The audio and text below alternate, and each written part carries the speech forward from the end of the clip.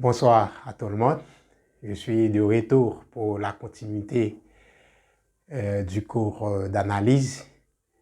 Comme on a déjà vu, la notion de fonction, c'est quoi une fonction? Nous avons déjà parlé en long et en large de la fonction, des types de fonctions. Maintenant, je vais parler de la fonction logarithmique népérienne. C'est quoi? Nous allons essayer de parler de ce type de fonction.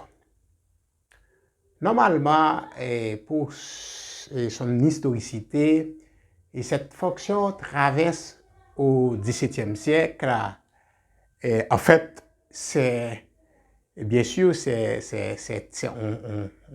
on l'appelait ces tables logarithmiques. Cette table logarithmique permet de faciliter des calculs astronomiques, des calculs d'air, etc. Mais on nous dit que les fonctions logarithmiques ainsi que celles d'exponentielles sont des incontournables liés à des problèmes de nouveaux calculs, calcul différentiel, calcul logarithmique, etc. Maintenant, parlons de l'application de cette fonction. Nous allons parler de l'application de cette fonction. Avant, fonction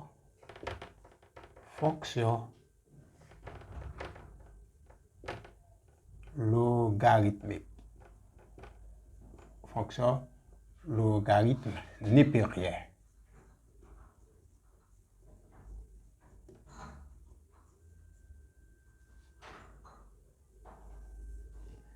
OK. Et l'application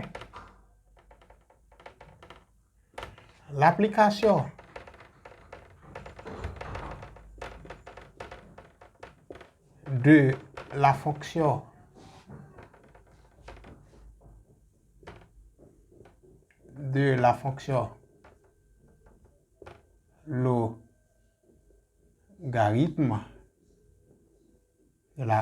logarithme népérien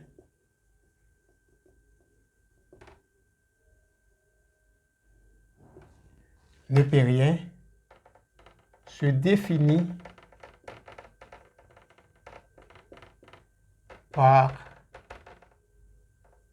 R star plus vers l'ensemble R. C'est-à-dire mathématiquement l'ensemble F de R star plus tend vers R. Supposons que R star plus est X, X tend vers ln X. OK, c'est bien. Qu'est-ce que cela veut dire? Si nous avons par exemple l'ensemble R star plus, ce qui veut dire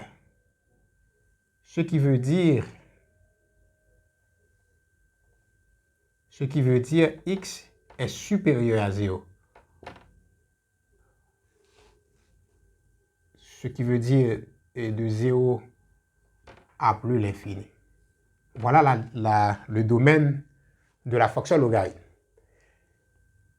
Par exemple, la fonction logarithme népérien est une fonction croissante, est strictement croissante. C'est-à-dire, x doit nécessairement supérieur à 0.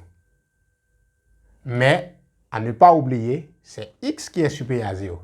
C'est-à-dire, la fonction f de x, supposons que f de x égale à ln x est un réel. C'est-à-dire, à ne pas oublier, un réel peut être, par exemple, l'ensemble D appartient à R, l'ensemble Z appartient à R. C'est-à-dire, la fonction f de x, qui est ln x, peut être négative, peut être moins 5, moins 4, mais x doit nécessairement supérieur à 0. Cela veut dire x ne peut pas prendre la valeur 0. Sinon, la fonction n'existe pas. C'est ça ce qu'on appelle le domaine de définition. Qu'est-ce que cela veut dire? Le domaine de définition, c'est l'ensemble des valeurs qu'il faut donner à la fonction pour que la fonction existe. C'est ça, le domaine de définition. Par exemple, prenons un exemple, l'être humain, par exemple l'homme. Quel est le domaine de définition de l'homme? c'est le souffle de vie. C'est le souffle de vie parce que sans lequel l'homme ne peut pas vivre. L'homme est défini. C'est le souffle de vie qui donne à l'homme la vie. Il en est de même aussi pour la fonction. La fonction a une particularité, a en quelque sorte un intervalle bien défini, et ces valeurs qu'on donne à cet intervalle bien défini, donc font de cette fonction une fonction existentielle. C'est ça. Ok, c'est très bien. Maintenant, nous allons parler de propriétés relatives à la fonction logarithmique. Tout de suite, je vais vous donner des propriétés propriétés logarithmiques. Propriétés logarithmiques que vous devez savoir. Les propriétés sont très importantes, sans lesquelles vous ne pouvez pas faire des calculs logarithmiques. 1. La première chose qu'il faut savoir, quand nous avons ln A plus B, ok, ln A plus ln B, automatiquement, ça nous donne ln. Ok, c'est marqué en N. Ok, ln A plus B, automatiquement, ça nous donne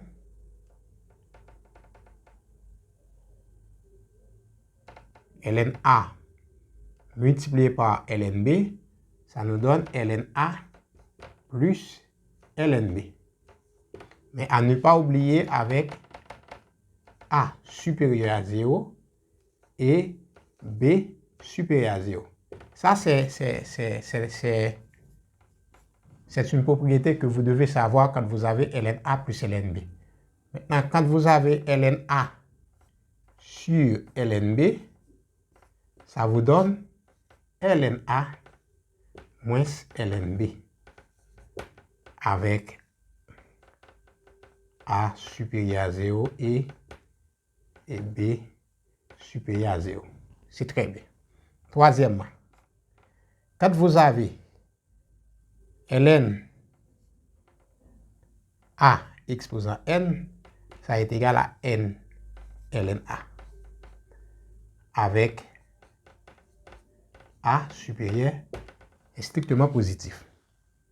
Quatrièmement, quand vous avez ln racine carrée de A,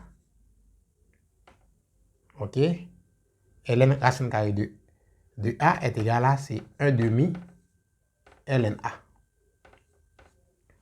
1 demi ln A. Maintenant, ln racine carrée de A est égal à 1 demi ln A. Vous remarquez quand il y a une propriété disant quand vous avez racine carrée de A, quand vous avez racine carrée de A, il ne faut pas oublier, il y a un 2 ici. Cela sous-estime, c'est A exposant 1 demi. C'est très bien. Et vous savez très bien, quand vous avez ln A exposant B, ça donne B ln A. C'est ce que nous faisons à K. Puisque nous avons ln racine de A, il y a un 2 ici. Il y a un 2, c'est ln A exposant 1 demi. Or, ln A exposant 1 demi, c'est 1 demi ln A. C'est pourquoi nous avons ln racine carrée de A est égal à 1 demi A. Ok, c'est très bien. C'est juste pour justifier ce que je viens de vous montrer. Ok, c'est très bien. Cinquième propriété qu'il faut savoir, quand vous avez ln A égale à ln B, donc cela sous-estime que A est égal à B. C'est une propriété. Sixièmement, il faut ça, ln A supérieur à ln B, autrement dit, A est supérieur à B. Septièmement, vous devez savoir, quand vous avez ln E égale à 1, ok, ln et ok, ln e égale à 1, ln 0, c'est infini. ln 1 égale à 0. ln e égale à 0, ln e égale à 1, ça c'est 8e. Ok, ces propriétés-là sont très importantes. Vous devez donc les connaître, sans lequel vous ne pouvez pas faire ces fonctions-là. Ok? Donc vous devez les savoir.